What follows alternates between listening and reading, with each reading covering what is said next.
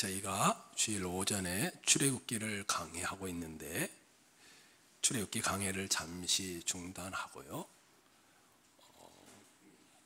재난 또는 고난과 관련돼서 몇 번의 말씀들을 여러분과 나누려고 합니다.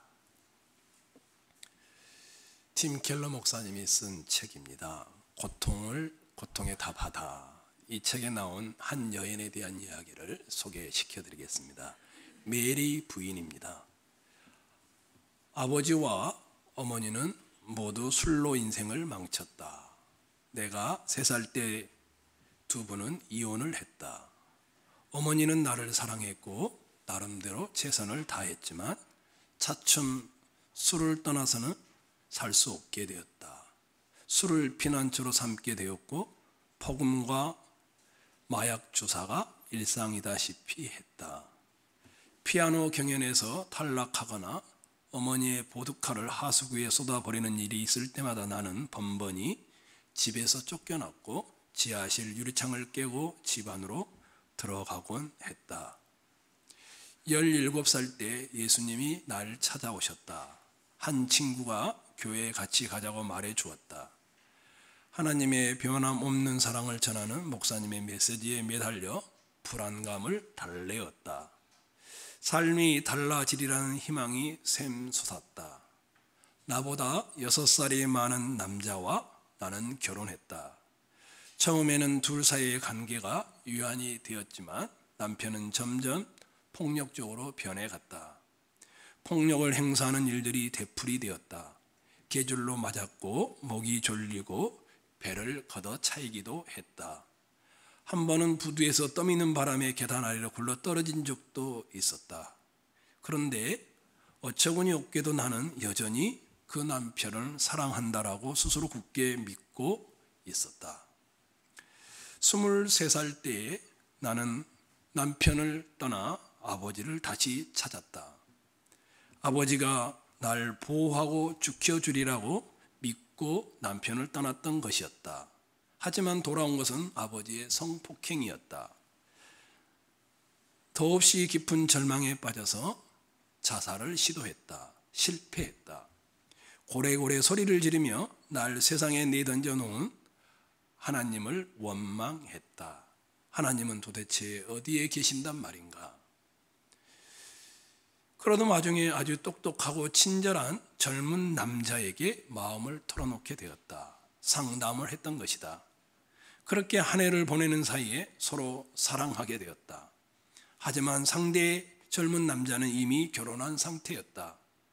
고민하고 갈등하며 주님께 도와주시기를 간구했지만 끝내 죄를 짓고 말았다. 이 젊은 남자는 아내와 이혼했고 우리는 결혼했다. 하나님은 어여쁜 아이 셋을 선물로 주셨다. 우리에게는 가당치 않은 축복이었다. 난생 처음 내게 가족이 생긴 것이었다. 시간이 지나고 언젠가부터 두통이 심해졌다. 소리도 잘 들리지 않고 한쪽 얼굴이 마비되어 왔다. 첫 아이가 아마 아직 6살도 되지 않았을 무렵이었을 것이다. 의사는 내 머리에서 커다란 뇌종양을 찾아냈다.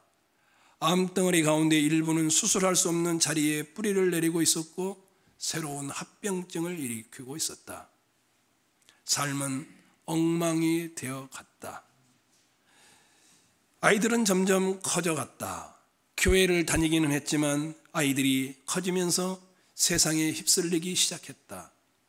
다들 한 번씩은 경찰서를 들락거렸다. 막내 아이는 결국 정신분열증을 진단받았다. 첫째 아이는 2년형을 선고받고 감옥에 들어갔다. 얼마나 큰 충격을 받았는지 모른다. 얼마 지나지 않아 남편이 2번이나 뇌졸중으로 쓰러졌다. 발병 이후 그 남편은 딴 사람이 되었다. 살림도 거덜이 났고 집을 팔아야 했다. 처절히 하리 많지 망가져서 치료사를 찾아갈 기운조차 없었다. 이건 소설이 아니고 실제 있었던 이야기를 팀 켈러 목사님이 본인 교회 성도 이야기를 써놓은 것입니다. 한 인생에 찾아온 고난에 대하여 고뇌하는 글입니다. 이분만의 이야기는 아니겠죠. 괴로움이 내 주변 사방에 널려 있습니다. 피하고 싶은데 피할 길이 없습니다. 질리도록 넓게 또 깊게 나에게 그림자를 띄우고 있는 것이 이 고난입니다. 현재 우리는 말하지 않아도 7,000명이 넘는 사람이 확진자로 판명되었죠. 49명이죠. 사망자가 나왔습니다. 소문에 소문, 난리에 난리가 이곳저곳에서 난무합니다. 우리가 듣고 인터넷을 통하여 보고 있는 통계 수치는 실제 고난을 다 표현하지 못합니다. 고통의 총량을 생각한다면 아마 빙산의 일각에 지나지 않을 것입니다. 난데없이 닥친 비극적인 사고로 죽음과 공포에 떠는 너무 많은 사람들이 우리 주변에 있습니다. 이렇게 표현하면 어떨까요?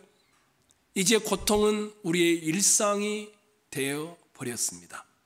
그래서 그 고통이 공포와 무서움으로 변해 가고 있습니다. 이런 소식들이 들려오면 우리는 자동적으로 마음속에서 어떤 생각이 드러납니까? 이런 질병은 내가 아닌 다른 사람들에게, 이런 질병은 위생이 뛰어나지 않는 빈곤층에게, 아니면 이런 질병은 미리 잘 대비하지 못한 사람들에게 생기는 일이라고 생각하려고 하는 경향이 있죠.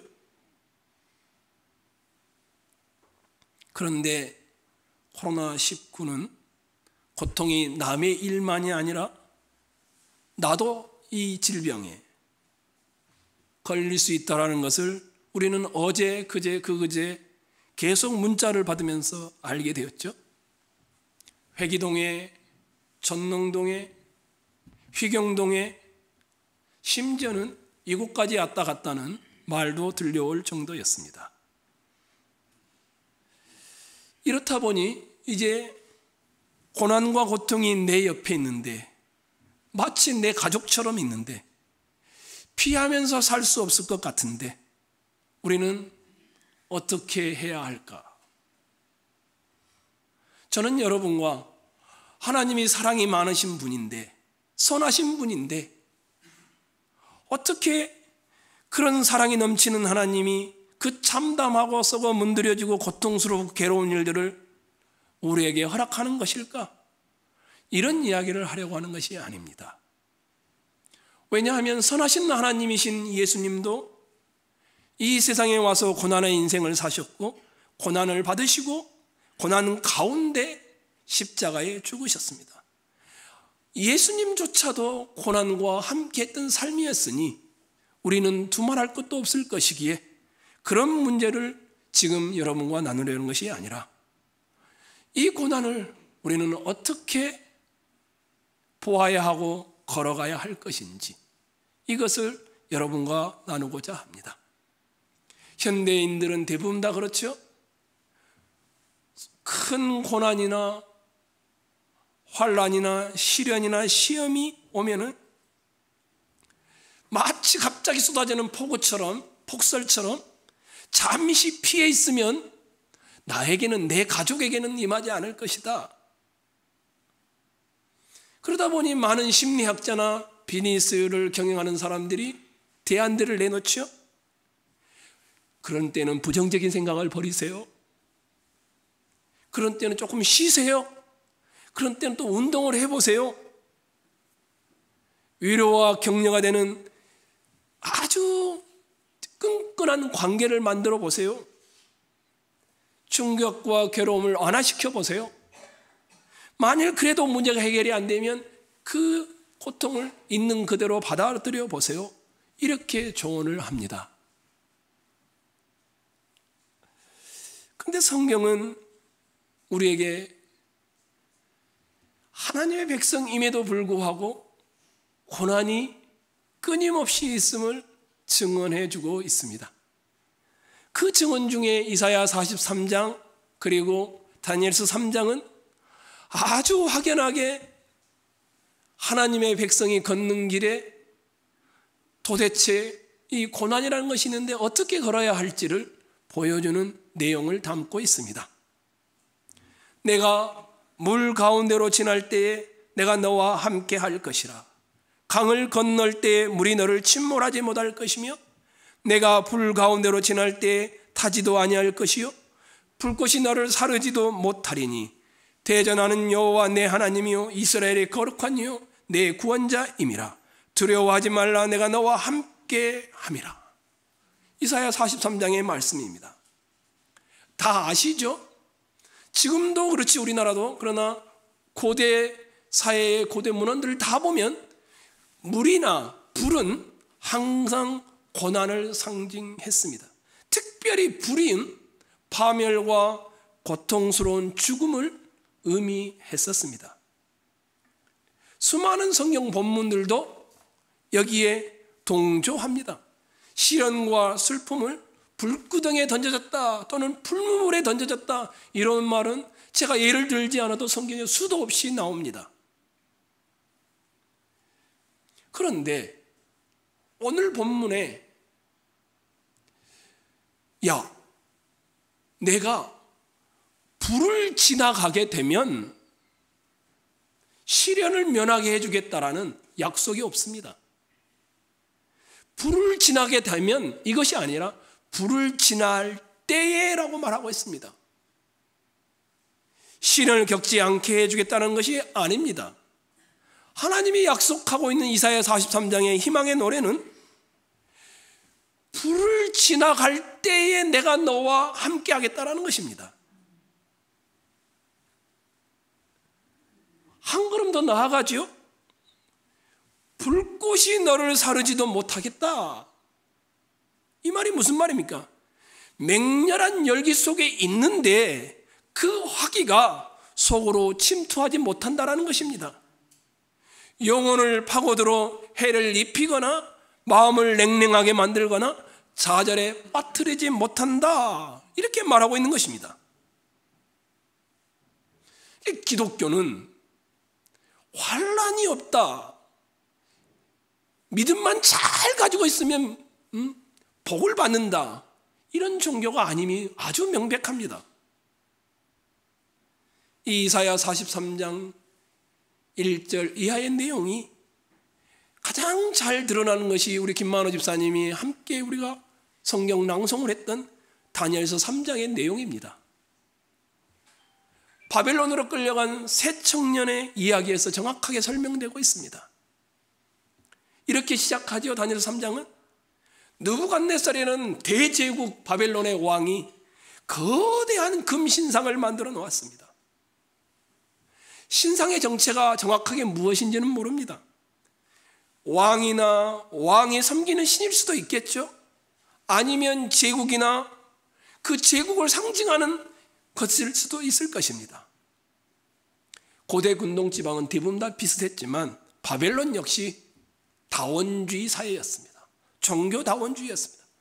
도시마다 지역마다 마을마다 각기 섬기는 신이 있었고 다 허락했습니다. 그 밖에 다른 신들에게 얼마든지 경배를 할 수 있었습니다. 마치 우리나라 옛날과 같지요. 느부갓네살 왕은 궁정 악사들이 악기를 연주할 때 자기가 만들어 놓은 거대한 금신상에게 절을 하도록 합니다. 누구든지 엎드려 절하지 아니하는 자는 즉시 맹렬히 타는 풀무불에 던져 넣으리라. 그리고는 엄한 경고를 합니다.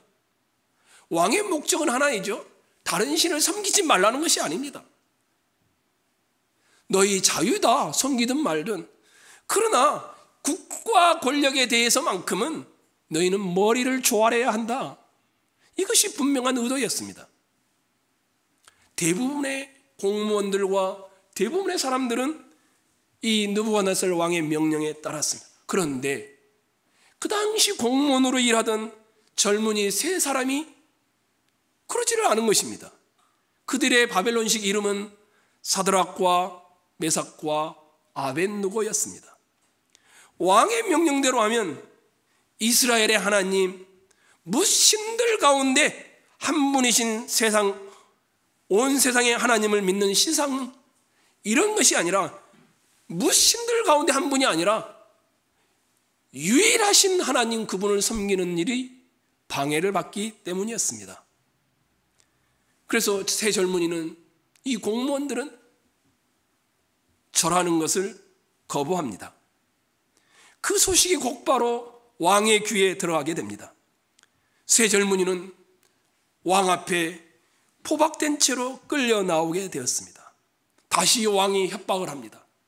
느부갓네살이 그들에게 물어 이르되 사드락 메삭 아벳느고야, 너희가 내 신을 섬기지 아니하며 내가 세운 금신상에 절하지 아니한다 하니 이게 사실이냐? 그러면서 이렇게 말합니다. 너희가 만일 절하지 아니하면 즉시 너희를 맹렬히 타는 풀물 가운데 던져 넣을 것이니 능히 너희를 내 손에서 건져낼 신이 누구이겠느냐? 왕의 이 엄중한 명령 앞에 이 새 젊은이가 대답을 합니다. 그것이 17절과 18절입니다. 왕이여, 우리가 섬기는 하나님이 계시다면 우리를 맹렬히 타는 풀무불 가운데서 능히 건져내시겠고 왕의 손에서도 건져내시리이다. 그렇게 하지 아니하신다 할지라도 왕이여, 우리가 왕의 신들을 섬기지도 아니하고 왕이 세우신 금신상에게 절하지도 아니할 줄을 아옵소서. 이 새 젊은이는 뭘 하고 있는 겁니까? 하나님은 구원의 능력을 가지셨을 뿐만 아니라 실제로 하나님은 그렇게 하실 분이라는 강력한 믿음을 고백하고 있는 것입니다. 우리가 섬기는 하나님이 계시다면 우리를 맹렬히 타는 풀무불 가운데서 능히 건져내시겠고 왕의 손에서도 건져내겠나이다. 세 사람은 하나님이 이 모든 상황에 실제 건져주시리라는 확신을 가지고 있었습니다. 그런데도 불구하고 18절을 보십시오. 어떻게 되어 있습니까? 그렇게 하지 아니하실지라도, 그렇게 하지 아니하실지라도. 이 문장이 조금 아리송하지 않습니까? 아니, 하나님을 그토록 신뢰한다면 어째서 구원받지 못할 가능성까지 인정하고 있을까? 하나님이 그토록 구원해 줄 것을 확실히 믿는다면 왜 그렇게 하지 아니하실지라도 이 말을 했을까? 이 새 젊은이는 하나님의 뜻을 제대로 알고 있다고 자부할 만큼 교만하지 않았습니다. 이 새 젊은이는 자기들이 가진 눈꽃만한 지혜로 내린 판단에 따라 하나님이 따라줘야 한다라고 거기에 하나님을 가둬놓지 않았습니다. 새 젊은이는 하나님이 내 계획에 응답해 줘야 된다라고 그런 하나님을 신뢰한 것이 아니라 새 젊은이가 신뢰한 것은 하나님 그분 자체였습니다. 그들은 하나님을 온전히 신뢰합니다. 앞으로 무슨 일이 벌어질지 주님이 다 알고 계신다는 믿음도 포함되어 있습니다. 그러기에 젊은이들은 이렇게 장담한 것입니다. 하나님이 구해 주시지 않는다라고 해도 그 뜻이 타당하므로 우리는 왕이 아니라 하나님을 섬기겠습니다. 하나님이 이 불 속에 너 죽인다고 해도 우리는 왕이 아니라 하나님을 섬길 것입니다. 하나님의 뜻이 우리 생각과 들어맞든 어긋나든 한결같이 하나님을 따를 것입니다. 죽지 않을 것이다 생각해서 왕의 명령을 거역하는 것이 아닙니다.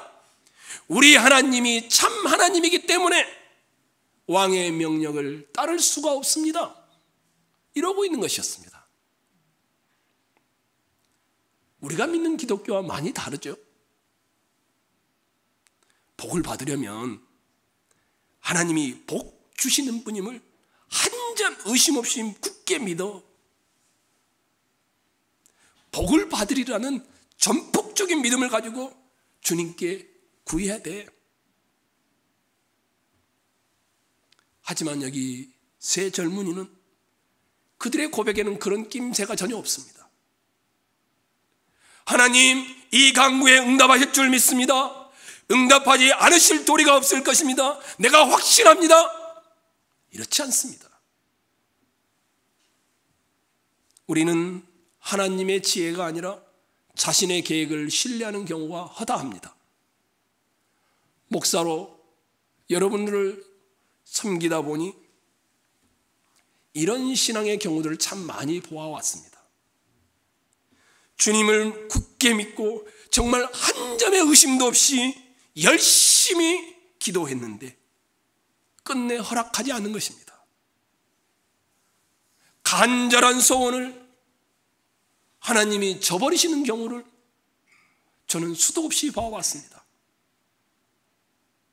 그런데 이런 경우를 보면서 한 가지 의문이 들기 시작했습니다.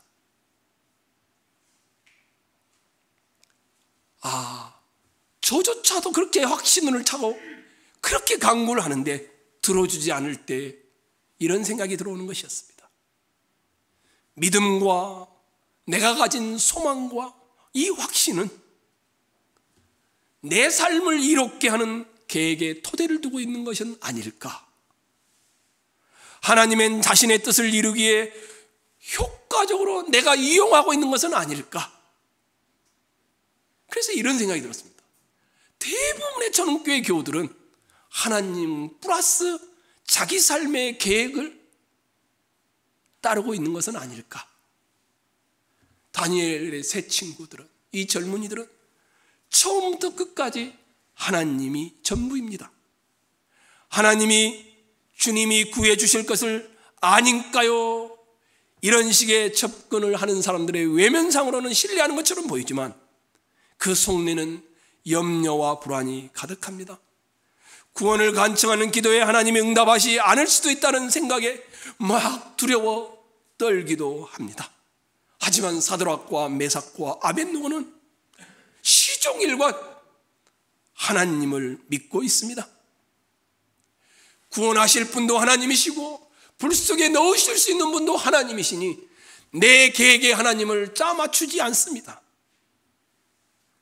조금도 불안하거나 초조해하지 않습니다. 영적으로 이미 불 속에 견딜 준비가 되어 있는 새 젊은이입니다. 구원이든 죽음이든 기꺼이 받아들일 마음가짐을 가지고 있는 젊은이들입니다. 둘 중 어느 쪽이든 하나님을 영화롭게 하고 주님과 동행하면 되리라는 사실을 이들은 믿고 있는 것입니다. 그들은 하나님이 죽음에서 구원해 주실 수도 있고 죽음을 통해 구원해 주실 수도 있다라는 점을 의식하고 있습니다. 이 세 젊은이에게 가장 큰 기쁨은 하나님을 이용해서 자기 삶의 무언가를 얻는 것이 아니라 하나님 그분 자체를 영화롭게 하는 데 있었습니다. 그런 그들에게 풀무불 구덩이 앞에서도 거대한 제국 바벨론 느부갓네살 왕 앞에서도 두려움 없이 신앙을 고백하고 두려움이 싹틀 자리가 일어나지 않습니다. 이런 답변을 들었던 느부갓네살이 얼마나 열을 받았겠습니까? 화가 치밀어 오를 대로 치밀어 올랐습니다. 처형술로 쓸 풀무불에 이 풀무불을 평소보다 7배를 더 뜨겁게 합니다. 그리고는 이 셋을 묶어서 그 풀물에 집어 던져버립니다. 이 풀무불이 얼마나 뜨거웠고 사나웠는지 젊은이를 붙들고 있던 용사들이 열기에 목숨을 잃을 정도였습니다. 그런데 그때에 불속을 들여다보던 이 느부갓네살 왕이 깜짝 놀랍니다. 큰 충격을 받습니다. 그때에 느부갓네살 왕이 놀라 급히 일어나서 모사들에게 물어 이르되 우리가 결박하여 불 가운데 던진 자는 세 사람이 아니었느냐 하니 그들이 왕에게 대답하여 이르되 왕이여 옳소이다 하더라. 왕이 또 말하여 이르되 내가 보니 결박되지 아니한 네 사람이 불 가운데로 다니는데 상하지도 아니하였고 그 넷째 모양은 신들의 아들과 같도다. 느부갓네살은 이들이 괴로워 비명을 지를 줄 알았는데 살려주세요, 살려주세요, 몸부림치고 고통의 그런 모양을 보고 싶었는데 평온히 불속을 거니고 있는 네 사람을 본 것이었습니다. 다들 묶이지도 않고 다친 기색도 없습니다. 하지만 그 중에서도 네 번째 인물이 왕의 온 관심을 사로잡습니다. 넷째의 모양은 신들의 아들과 같도다. 옛날 성경에서는 인자와 같다라고 번역해놨습니다. 심한 화염 속에 비친 모습이긴 해도 어마어마한 능력을 가진 존재로 보인 것입니다. 초인 같기도 하고 신의 형상 같기도 하는 것이었습니다.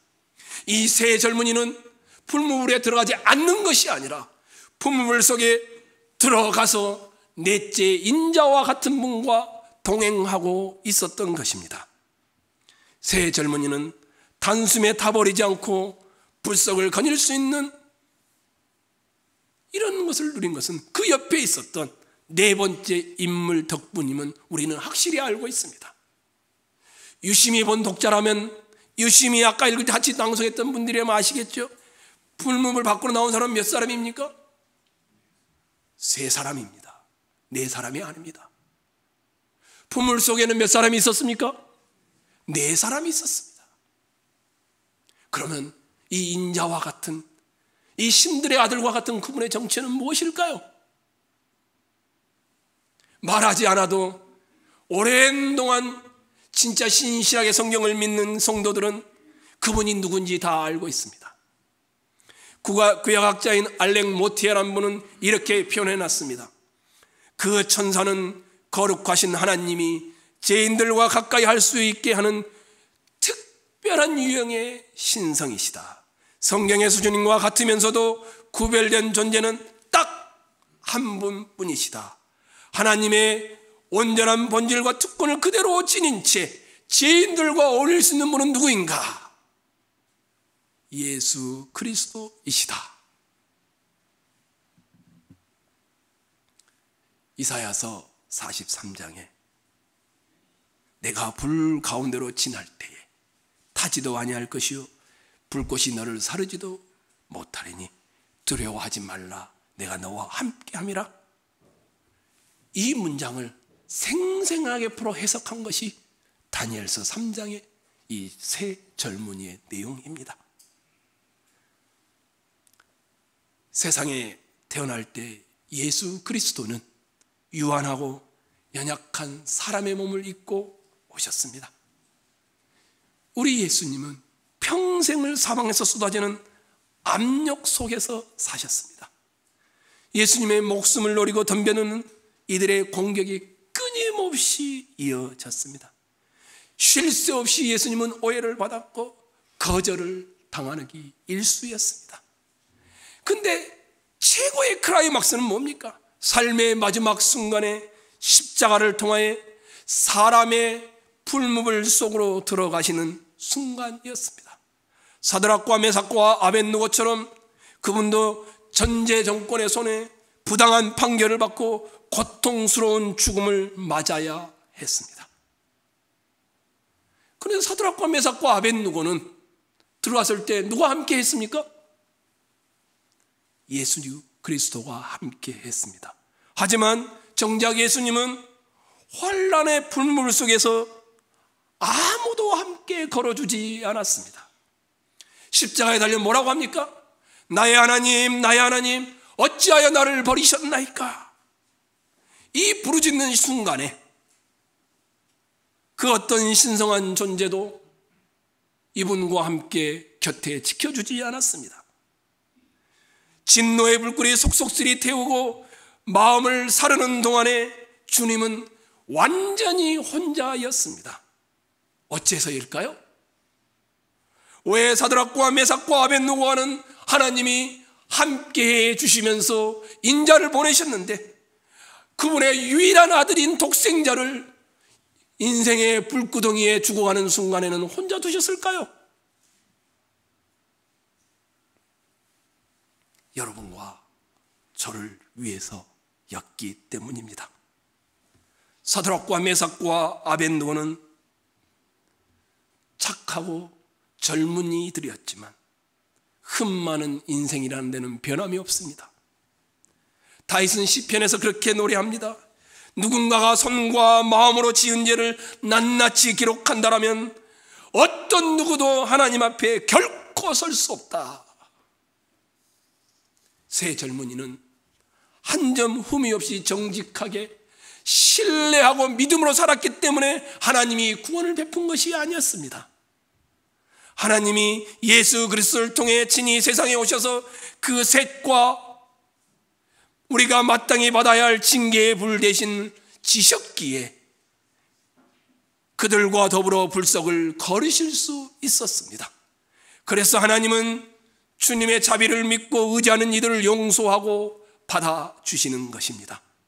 흠 많고 아무 공로가 없는 우리와 더불어 불 가운데 머무실 뿐만 아니라 우리의 손을 잡고 걸으시는 것입니다. 불 가운데 지날 때에 우리가 불을 면할 수 있는 것은 아닙니다. 하나님이 함께 하십니다. 우리는 뭘 배워야 합니까? 풀무불은 이 세상의 참담한 현실을 뚫고 살아간다는 게 무엇을 의미하는지 아주 정확하게 보여줍니다. 우리는 이 모습을 통하여 우리가 얼마나 고통 중에 있는지 주님이 알고 있음을 상기시켜 줍니다. 우리의 숨은 사정을 주님은 헤아릴 수 있습니다. 우리가 어려움 당할 때 가장 먼저 기댈 수 있는 가장 가까이에 계신 분이 주님이라는 사실을 새 친구를 통하여 보여주고 있습니다. 하나님은 늘 우리와 동행하시지만 진작 문제가 되는 것은 우리가 그분과 함께 걷는가 하는 문제입니다. 우리의 요구대로 움직이는 가짜 하나님을 모시고 있다면 삶이 망가지는 순간, 불무불에 들어가는 순간, 하나님이 어디 계신가? 하나님을 버릴 것입니다. 우리가 요구하는 대로 움직이는 가짜 하나님을 모시고 있다면 내 삶이 망가지는 순간 하나님을 버릴 용기가 없다면 내가 믿음이 부족해서군요, 내가 확신이 부족해서군요, 자기 죄책감에 빠질 것입니다. 그래서 고난은 인간을 다듬어 줄 수도 있지만 딱딱하게 굳어지게 만들거나 아예 태워버릴 수도 있습니다. 시련을 겪으면 망가진, 그것도 아주 처참하게 망가져서 하나님이 어디 계시나 우리가 소련해 보았던 이 메리 부인과 같이 인생 전체가 다 고통이었습니다. 역경을 지날 때, 고난을 지날 때 산산이 부서지지 않고 도리어 성장하려면 그러면 어떻게 합니까? 하나님과 함께 고난을 걸어야 합니다. 하나님과 함께 고난을 걷는다는 것은 뭘 말할까요?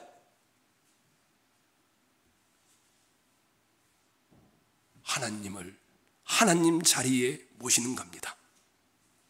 내 계획에 응답해 주시어 진짜 하나님입니다, 이것이 아니라 불무불에 들어갈지라도, 그렇게 아니하실지라도 여전히 당신은 내가 가장 무겁게 여기는 하나님이십니다. 이것을 의미하는 것입니다. 기도하면서 마음을 쏟는 것입니다. 주님을 신뢰하고 의지합니다. 무엇보다 십자가에 달리신 예수님이 어떻게 우리를 불구덩이에 뛰어드셔서 우리를 구원했는지 마음의 눈으로 바라보는 것입니다. 펄펄 끓는 열기 속에 우리가 그분을 신뢰하고 우리를 압박해오는 이 고난 속에서도 두려움 대신에 주님이 여전히 선하신 분을 믿을 수 있는 것은 하나님을 하나님의 자리에 모신 자들만이 가능한 것입니다. 주님이 우리를 위해 더없이 뜨거운 풀무불 속에 스스로 뛰어드셨다는 이 놀라운 복음은, 그래서 그 주님이 우리를 구원했고 사드락과 메삭과 아벳느고와 함께 풀무불 속에서 거닐었던 것처럼 우리도 그렇게 거닐 수 있는 것입니다. 주님은 극도로 뜨거운 불구덩이에 던져졌습니다. 우리가 마땅히 들어가야 할 풀무불이 그것 아니었습니까? 주님이 풀무불 속으로 걸어 들어가신 덕분에 우리는 구원받았습니다. 하지만 하나님이 더없이 선하게 사는 자들만 구원하셨다라고 믿는다라면 어찌 되겠습니까? 시련의 물결이 물려올 때마다 하나님을 미워하든지 자기 자신을 책망하든지 둘 중 하나이지 않겠습니까? 착하게 살았으니 이보다 더 나은 삶을 사는 게 당연한데 왜 하나님은 날 이렇게 대하는 거야? 하나님이 살아계시나 하는 거야? 이렇게 하든지, 내가 제멋대로 살아서 이런 꼬라지를 당하는 거야, 나는 형편없는 인간이야, 이렇게 중얼거리며 자책감에 빠지든지 둘 중 하나일 것입니다. 복음 없이 풀무불에 들어가는 경우는 결국 그곳에서 하나님을 만나는 것은 불가능합니다. 저희 교회 당에는 그래서 이 풀무불 상황에 있는 이 현실이 가장 하나님을 만날 수 있는 좋은 기회임을 알고 기도하기로 작정했습니다. 사랑하는 성도 여러분, 풀무불에 팽개쳐지는 순간 우리는 스스로에게 말할 수 있습니다. 이건 내 몫의 풀무불이야. 지금껏 저지른 죄 때문에 벌을 받는 것이 아니라 나는 이 작은 풀무불 속을 뚜벅뚜벅 걸어가면서 그분과 함께 걸어가야 돼. 이렇게 고백하기를 소망합니다. 찬송가 345장에 이런 가사가 있습니다. 캄캄한 밤 사나운 바람 불 때 망경창파 망망한 바다에 외로운 배 한 척이 떠나가니 아 위태하구나 위태하구나. 비바람이 무섭게 몰아치고 큰 성난물 큰 파도 일 때 저 뱃사공 어쩔 줄 몰라 하니 아 가련하구나 가련하구나. 절망 중에 그 사공 떨면서 한 줄기의 밝은 빛 보고서 배 안에도 하나님 계심 믿고 오 기도 올린다 기도 올린다. 아버지여 이 죄인 구보보사 성난 풍난 잔잔케 하시고 이 불쌍한 인생을 살리시옵소서. 오 우리 하나님 지금이 하나님을 가장 만날 수 있는 시간이며 지금이 우리가 기도로 엎드려야 할 시간입니다. 영적인 성장은 한 번에 이루어지지 않습니다. 끔찍한 습관들과 제약들을 한꺼번에 바꿀 수도 있지 않습니다. 사망의 음침함 속에서 주님과 한 걸음 뚜벅뚜벅 풀무불을 지나갈 때에 그 사람은 조금씩 바뀌어져 가는 것입니다. 고난,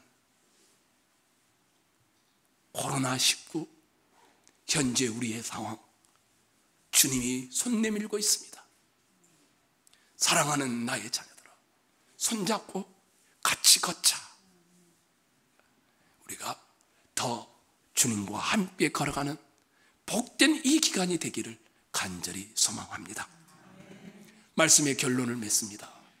다시 소론에서 이야기했던 메리 부인의 이야기입니다. 처절하게 인생 전체가 고통이었던 이분이 이렇게 말합니다. 삶은 변하지 않았다. 하지만 하나님은 나를 변화시키셨다. 마음의 고통과 삶의 문제들, 어찌할 볼 도리가 없는 고통 속에서 깨달은 사실이 있다라면 어쩌면 하나님이 정확하게 계산해 허락하여 나에게 주신 일들일지 모른다라는 사실이었다. 우리로서는 그 시련과 난관들이나 거기서 비롯된 아픔과 염려들을 처리할 수 없다. 그러나 하나님은 하실 수 있다. 하나님이 이런 고통을 주시는 이유가 나에게 선물임을 나는 이제 조금씩 깨달아 가고 있다. 이 난리 속에서 평안할 수 있게 하는 선물 말이다. 문제들이 여전한 채로 삶은 계속될 것이다. 하나님은 마음의 고통을 불러오는 쓰라림을 소망으로 바꾸고 계신다. 삶이 늘 지금 같지 않으리라는 믿음의 소망이 생겨났다. 마음의 고통에 초점을 맞추는 것을 이제는 그만두어야 되겠다. 언젠가 그 아픔을 완전히 그리고 영원히 걷어가실 그분께 내 시선을 고정해야 되겠다. 그랬더니 위로가 몰려온다. 평생 절망에서 벗어나 소망으로 들어갈 비결을 찾아 헤맸지만 나는 어디서도 구하지 못했다. 소망은 무슨 일을 하거나 하지 않는 데서 오지 않는 것이라는 것을 나는 비로소 알게 되었다. 문제 해결에서 오는 것이 아니라 변화를 일으킬 수 있는 단 한 분, 그리스도, 그분과 함께 손잡고 걷는 것이다. 우리가 주님과 함께 이 고난을 걸어가시기를 부탁드리겠습니다.